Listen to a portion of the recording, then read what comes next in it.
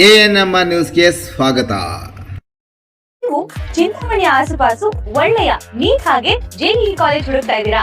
ಹಾಗಾದ್ರೆ ಈ ವಿಡಿಯೋ ನಿಮಗೋಸ್ಕರ. ನಾನ್ ನಿಮ್ಗೆ ಪರಿಚಯ ಮಾಡಿಸ್ತಾ ಇದ್ದೀನಿ UPU ಕಾಲೇಜ್ ಹಾಗೂ ಕ್ಯಾಟಲೈಸರ್ ಅಕಾಡೆಮಿ. ಚಿಂತಾಮಣಿಯ ಹೊಸ ನೀಟ್ ಹಾಗೂ ಜೆಇಇ ತರಬೇತಿಗೋಸ್ಕರನೇ ಮಾಡಿರುವಂತ ಕಾಲೇಜ್. ಇಲ್ಲಿ ನಿಮ್ಗೆ ನೀಟ್ ಹಾಗೂ ಜೆಇಇ ಎಕ್ಸಾಮ್ ಎಕ್ಸ್ಪರ್ಟ್ ಗಳಿಂದಾನೇ ಕೋಚಿಂಗ್, ಸೂಪರ್ ಸುಪ್ರೀಂ ಆಗಿರುವಂತ ಲ್ಯಾಬ್, ಸ್ಮಾರ್ಟ್ ಬೋರ್ಡ್ ಇರೋ ಕ್ಲಾಸ್ ರೂಮ್, ದೊಡ್ಡ ಆಟದ ಮೈದಾನ, ಯೋಗ, ಮೆಡಿಟೇಷನ್ ಸೆಂಟರ್ ಮತ್ತು ಸುಸಜ್ಜಿತವಾಗಿರುವಂತ ಲೈಬ್ರರಿ. ಇಲ್ಲಿ ನಿಮ್ಗೆ ಎಕ್ಸ್ಪೀರಿಯನ್ಸ್ ಫ್ಯಾಕಲ್ಟಿ ಪರ್ಸನಲ್ ಆಗಿ ಸ್ಟೂಡೆಂಟ್ಸ್ ನ ಟ್ರ್ಯಾಕ್ ಮಾಡ್ತಾರೆ. ರೆಗ್ಯುಲರ್ ಆಗಿ ಮಾಕ್ ಟೆಸ್ಟ್ ಇರುತ್ತೆ, ಅಂದ್ರೆ ಎಕ್ಸಾಮ್ ಗಿಂತ ಮುಂಚೆನೆ ಸ್ಟೂಡೆಂಟ್ಸ್ 100% ರೆಡಿ ಇರ್ತಾರೆ. ಜೊತೆಗೆ ರೆಗ್ಯುಲರ್ ಡೌಟ್ ಕ್ಲಿಯರಿಂಗ್ ಸೆಷನ್ಸ್, ಯಾವುದೇ ಡೌಟ್ ಇದ್ರು ಅಲ್ಲೇ ಕ್ಲಿಯರ್ ಆಗುತ್ತೆ. ಸೀಟ್ ಲಿಮಿಟೆಡ್ ಇರುತ್ತೆ.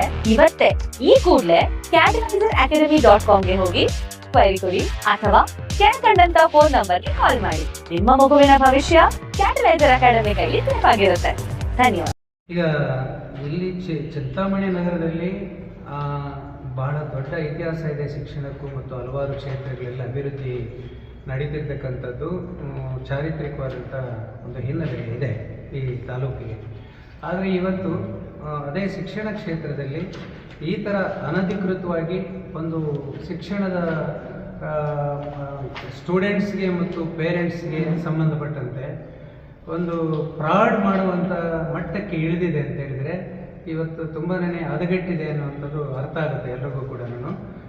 ನಾವು ನಮ್ಮ ಕನ್ಸರ್ನ್ ಏನಂತ ಹೇಳಿದ್ರೆ ನೇರವಾಗಿ ವಿಷಯ, ಇಲ್ಲಿ ವಿದ್ಯಾರ್ಥಿಗಳನ್ನು ಮೋಸ ಮಾಡಿ ಅವ್ರನ್ನ ಯಾವುದೇ ಪರ್ಮಿಷನ್ ಇಲ್ಲದೆ ಇಲಾಖೆಗಳಿಂದ ಅಥವಾ ಕಾನೂನುಬದ್ಧವಾಗಿ ಲೀಗಲಿ ಯಾವುದೂ ಕೂಡ ಪರ್ಮಿಟ್ ಇಲ್ಲದೆ, ಅನುಮತಿ ಇಲ್ಲದೆ ಇವತ್ತು ಕಾಲೇಜನ್ನು ಆರಂಭ ಮಾಡಿ CET, ನೀಟ್ ಇತ್ಯಾದಿ ಕೋರ್ಸ್ಗಳು ಪ್ಲಸ್ PUC ಇದನ್ನು ಕೂಡ ಆರಂಭ ಮಾಡಿಕೊಂಡು ನಡೆಸ್ತಾ ಇರ್ತಕ್ಕಂಥದ್ದು ಗೊತ್ತಾಗಿದೆ. ಮತ್ತು ಅವರು ಅಲ್ಲಿ ಬಸ್ಸುಗಳು ಕೂಡ ರೂಟ್ ಮೇಲೆ ಬಿಟ್ಟು ಸ್ಟೂಡೆಂಟ್ಗಳನ್ನು ಕರೆತಂದು ಅಲ್ಲಿ ಕೂಡಿ ಹಾಕ್ಕೊಂಡು ಪಾಠಗಳನ್ನು ಮಾಡ್ತಿರ್ತಕ್ಕಂಥದ್ದು ನಮ್ಮ ಗಮನಕ್ಕೆ ಬಂತು, ಸಮಾಜ ಪರಿವರ್ತನಾ ಸಂಘಟನೆಗೆ ಬಂತು. ಮತ್ತು ನಮ್ಮ ಇತರೆ ಜೊತೆಗಾರ ಸಂಘಟನೆಗಳನ್ನು ಕೂಡ ಸೇರಿಕೊಂಡು ಚರ್ಚೆ ಮಾಡಿ ನಾವು ಅಲ್ಲೊಂದು ವಿಸಿಟನ್ನೆಲ್ಲ ಕೊಟ್ಟು ನೋಡಿದಾಗ ನಮಗೆ ವಿಷಯ ಗೊತ್ತಾಯಿತು.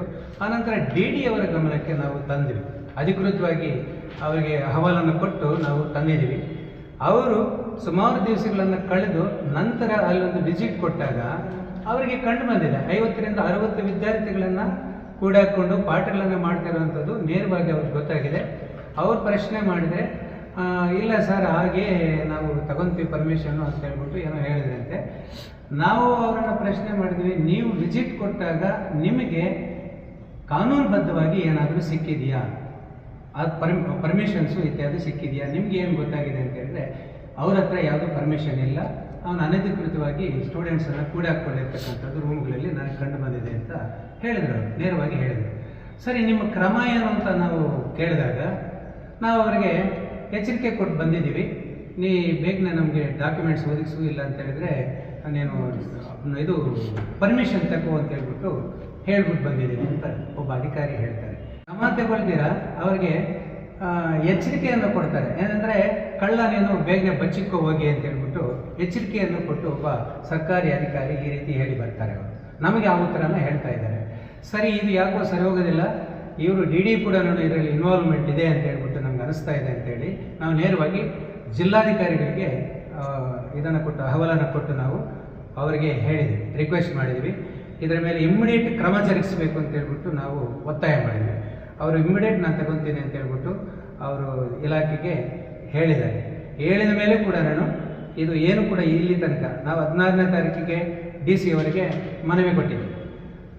ಈ ಮನವಿಯನ್ನು ಕೊಟ್ಟಿದ್ದೀವಿ. ಕೊಟ್ಟ ಮೇಲೆ ಕೂಡ ಒಬ್ಬ ಜಿಲ್ಲಾಧಿಕಾರಿ ಇಡೀ ಡಿಸ್ಟ್ರಿಕ್ಟಿಗೆ ದಂಡಾಧಿಕಾರಿ ಮತ್ತು ಜಿಲ್ಲಾಧಿಕಾರಿಗಳಾದಂಥ ಅವರು ಅವರಿಗೆ ಕಾಶನ್ ಕೊಟ್ಟರು ಕೂಡ ಇದುವರೆಗೂ ಕೂಡ ಯಾವುದೇ ಕ್ರಮ ಜರುಗಿಲ್ಲ. ಅವರು ರಾಜಾರೋಷವಾಗಿ ದೈನಂದಿಕವಾದಂಥ ಟೈಮ್ ಟೇಬಲನ್ನು ಹಾಕ್ಕೊಂಡು ಕ್ಲಾಸ್ಗಳನ್ನು ನಡೆಸ್ತಾ ಇದ್ದಾನೆ. ಮತ್ತು ಯಾವುದೇ ಪರ್ಮಿಷನ್ ಇಲ್ಲ. ನಮಗೆ ಗೊತ್ತಿರೋ ಮಾಹಿತಿ ಪ್ರಕಾರ ಬೇರೆ ಬೇರೆ ಕಾಲೇಜುಗಳ ಹತ್ರ ಅಲ್ದಾಡ್ತಾ ಇದ್ದಾನೆ. ಏನಂತ ಹೇಳಿದ್ರೆ, ನಿಮ್ಮ ಕಾಲೇಜಿಗೆ ಅಡಾಪ್ಟ್ ಮಾಡ್ತೀವಿ, ನಮ್ಮ ವಿದ್ಯಾರ್ಥಿಗಳನ್ನು ಈ ಸರ್ತಿಗೆ ಸೇರಿಸ್ಕೊಳ್ಳಿ, ಮತ್ತು ಮುಂದಕ್ಕೆ ನೋಡೋಣ ಅಂತ ಹೇಳ್ಬಿಟ್ಟು ಈ ರೀತಿ ಎಲ್ಲ ಅಲವತ್ಕೊಳ್ತಾ ಇದ್ದಾರೆ. ಆದರೆ ಇಲ್ಲಿ ಒಬ್ಬ ಡಿಸ್ಟ್ರಿಕ್ಟ್ ಮಿನಿಸ್ಟರ್ ಇದ್ದಾರೆ, ಮತ್ತು ಜಿಲ್ಲಾಧಿಕಾರಿಗಳ ಕಾಶನ್ ಬಂದಿದೆ, DD ಅವರ ಕಾಶನ್ ಬಂದಿದೆ, ಅವರು ವಿಸಿಟ್ ಕೊಟ್ಟಿದ್ದಾರೆ. ಇಲ್ಲಿ ತನಕ ಕೂಡ ಏನು ಕ್ರಮ ಜರುಗಿಲ್ಲ ಅಂತ ಹೇಳಿದ್ರೆ ಇದರ ಮೇಲೆ ಹಲವಾರು ಅನುಮಾನಗಳನ್ನು ನಾವು ವ್ಯಕ್ತಪಡಿಸಬೇಕಾಗುತ್ತೆ. ಆ ರೀತಿ ನಡೆದಿದೆ. ಈ ಮಟ್ಟಕ್ಕೆ ಜಿಲ್ಲೆಯಲ್ಲಿ ಆಡಳಿತ ವ್ಯವಸ್ಥೆ ಇದೆ.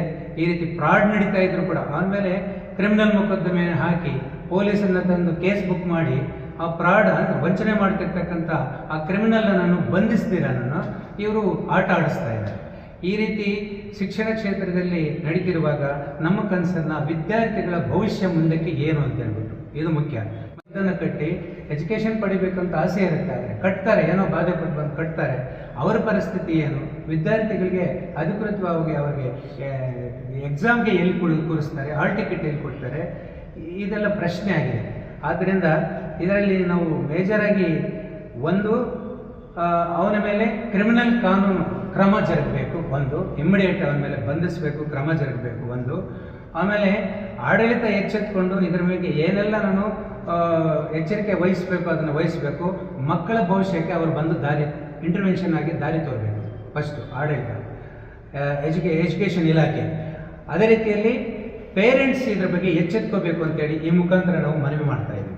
ಪೇರೆಂಟ್ಸ್ಗೆ ಗೊತ್ತಿಲ್ಲ ಪಾಪ, ಅವರು ಇಗ್ನೋರ್ ಆಗಿದ್ದಾರೆ, ಗೊತ್ತಿಲ್ಲ. ಆದ್ದರಿಂದ ಪೇರೆಂಟ್ಸ್ ಒಂದು ಕಡೆ ಎಚ್ಚೆತ್ಕೋಬೇಕು, ಅವನ ಮೇಲೆ ಕ್ರಿಮಿನಲ್ ಮೊಕದ್ದಮೆ ಹೂಡಿ ಕ್ರಮ ಜರುಗಿಸಬೇಕು ಅಂತ ಹೇಳ್ಬಿಟ್ಟು ಇದಕ್ಕೆ. ನನ್ನ ಹೆಸರು ರವಿಪ್ರಕಾಶ್ ಅಂತ, ರೈತ ಸಂಘ ತಾಲೂಕು ಅಧ್ಯಕ್ಷರು, ಶಿಡ್ಲಘಟ್ಟ, ಪುಟ್ಟಣೆಬಣ. 15 ವರ್ಷದಿಂದ ನಾನು ರೈತ ಸಂಘದಲ್ಲಿ ಕೆಲಸ ಮಾಡ್ತೇನೆ. ಪತ್ರಿಕಾ ಮಾಧ್ಯಮದ ಚಿಂತಾಮಣಿ ತಾಲೂಕು ಎಲ್ಲ ಪತ್ರಿಕಾ ಹಾಗೂ ದೃಶ್ಯ ಮಾಧ್ಯಮದ ಸ್ನೇಹಿತರಿಗೆ ಸ್ವಾಗತವನ್ನು ಬಯಸ್ತಾ, ಏನಿವತ್ತು ಸಮಾಜ ಪರಿವರ್ತನೆ ಸಂಘಟನೆ ಇವತ್ತು ಈ ಒಂದು ಹೋರಾಟವನ್ನು ಕೈಗೆತ್ತಿಕೊಂಡಿದ್ದಾರೆ. ಇದರ ವಿಚಾರವಾಗಿ ನಾವು ಕೂಡ ಬೆಂಬಲವನ್ನು ಕೊಟ್ಟಿದ್ದೀವಿ.